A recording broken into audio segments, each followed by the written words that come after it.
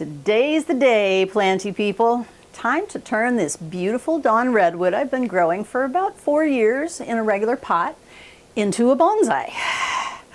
Whew, I'm nervous. This is the first time I've ever potted a bonsai this large. Of course, it won't be so large once it's a bonsai. Eventually, a lot of the branches and roots are going to be pruned off. As they say, to make bonsai, you take away everything that isn't bonsai. But we've already got lots of new growth here, and I'm going to let it go for a bit. That's not the only reason I'm nervous, though. This little tree is very special. One year at Crest's Garden Center, we got a couple of much larger dawn redwoods and a couple of bald cypress too. I had no idea at the time that there were even deciduous redwoods, the conifers, that they even existed. So I certainly had no idea that the foliage turned orange in the autumn before it dropped. Here's what it looked like. Isn't it gorgeous? Since I learned about them, I've been dying to make one into a bonsai. I looked online at seedlings and pre-bonsai and bonsai starts, but never actually bought one. So the universe decided to give me one. I found this beauty just randomly growing out of a pot where I had a buddleia. I have no idea how it got there. None of my neighbors had one that a seed could have dropped from. But there it was.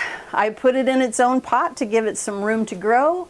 Thought I'd killed it by putting it in full sun, moved it to the shady side of the garden, and as you can see, it's been thriving ever since.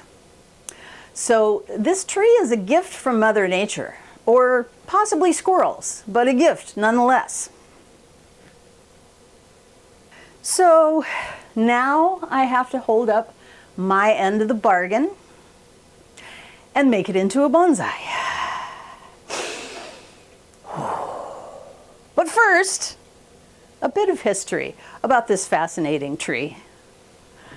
The dawn redwood, or Metasequoia glyptostroboides, was thought to be extinct until it was found growing in Hunan province in China in the early 1940s. The only evidence that it ever existed were fossils, meaning it's a living fossil. And again, it's a deciduous conifer, meaning it's going to drop its leaves in the autumn, just like a bald cypress or Taxodium distichum, and their seeds are held in cones. When we think of conifers, we think of evergreens, pines, junipers, but the dawn redwood and bald cypress all grow, they drop their leaves in the fall and grow all new ones in the spring. Probably why they're called bald cypress. They're bald for at least part of the year. Coast redwoods, Sequoia sempervirens, are the ones that grow in the redwood forest in California, and those are evergreen. The word metasequoia means like sequoia because they have a lot of similar qualities but some differences, like the leaf drop. Okay, now that you're a bit more educated about dawn redwoods, let's get to work. First off, we have to take it out of the old pot and clean the old soil off the roots. You can use a chopstick or a stake, but I really like this old fork that I use to make terrariums. We'll need to take a look at the Nebari, which is the base of the trunk. That's the bonsai term for the base of the trunk.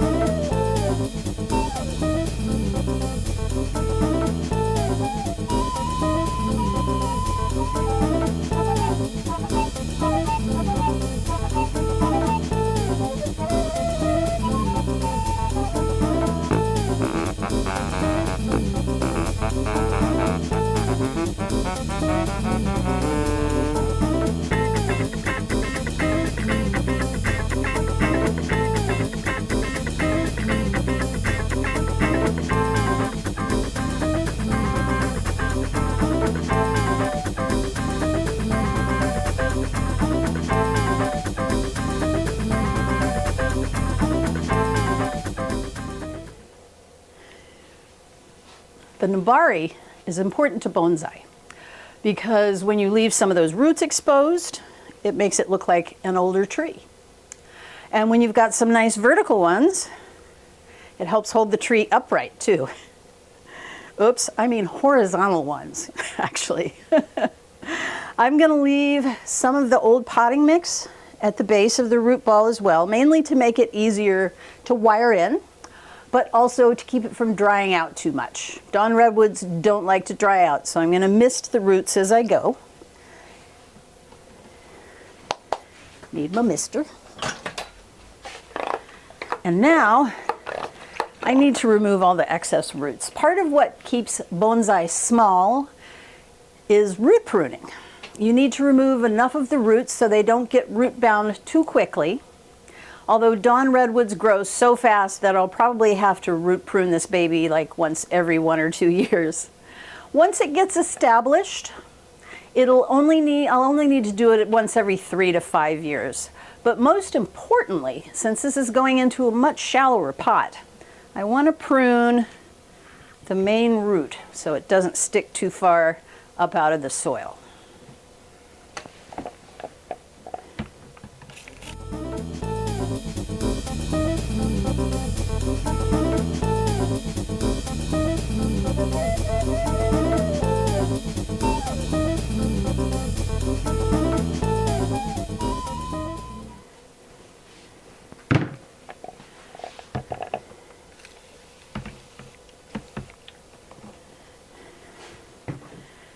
All right, now I'll take about 2 feet of bonsai wire. This is a 1.5 millimeter thickness, I think. I've had it for a while. And put that through where I left some of the soil on the root ball.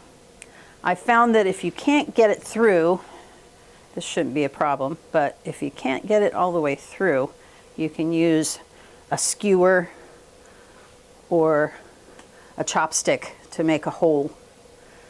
And then just pull the wire through. Make sure it's got a good enough hold on the root ball, which it does. Next, I'll run the wire through the little drainage mesh here to hold that in place. And then I'm going to run it out of the drainage hole and back through the 2 smaller drainage holes. This is mainly to keep it upright when it gets windy because it doesn't have much of a root structure yet, obviously.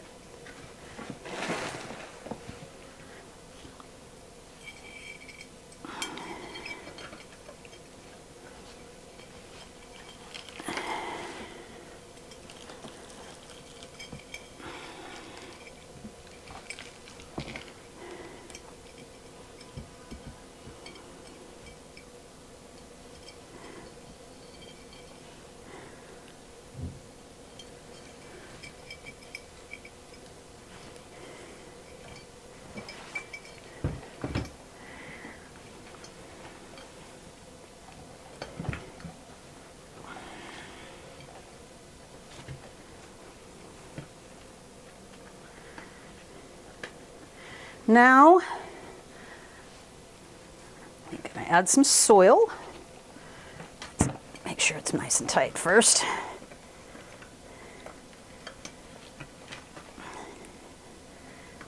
There we go.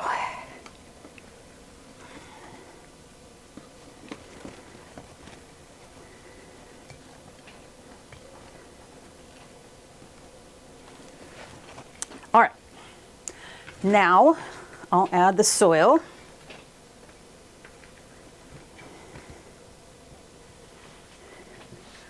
I'm putting a bit of straight bonsai mix into the base just for extra drainage.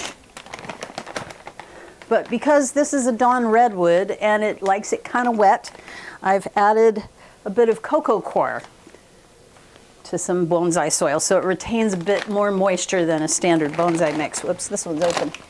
Here we go.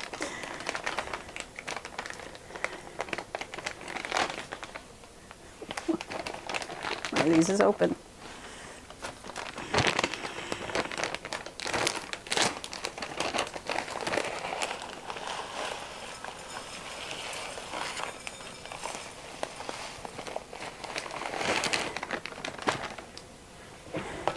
as I was saying, because it adds a bit more moisture retention than standard bonsai mix.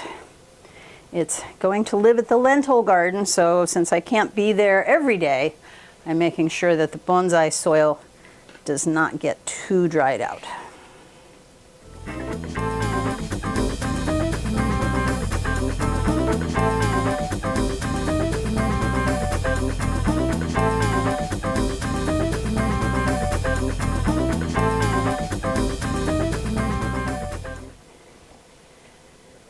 And now I'm just going to add a little more straight bonsai soil to the top, mostly because it looks nice.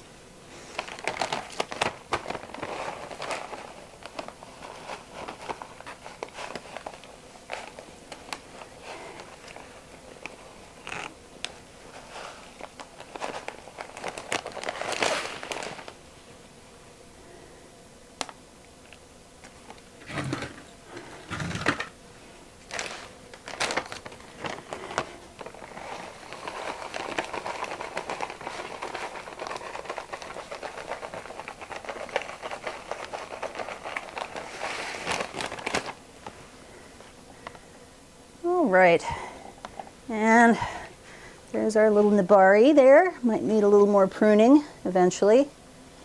I like it off to the side like that, a little wabi-sabi. I'm actually going to wait until autumn before I wire it, but we are going to do a little bit of pruning right now. Mostly just pinching off the growth from the trunk here. And also we've got, you know, some dead branches from last year that are still sticking around. So I'm just going to pinch all these little babies off.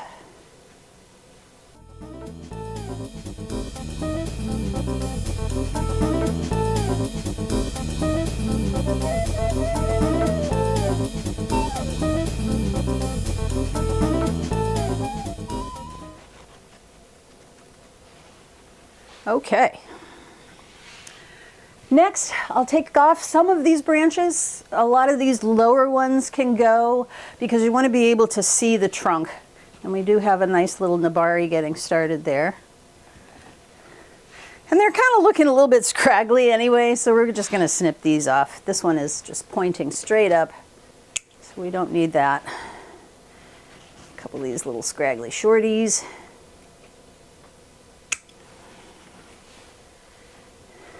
I want to leave this long one at the top because if I let this one go nuts over the summer, it'll thicken up the trunk as it grows. So I'm going to cut the shorter one off, which is a cross branch anyway. There we go. That'll make a nice propagation. Let's see here.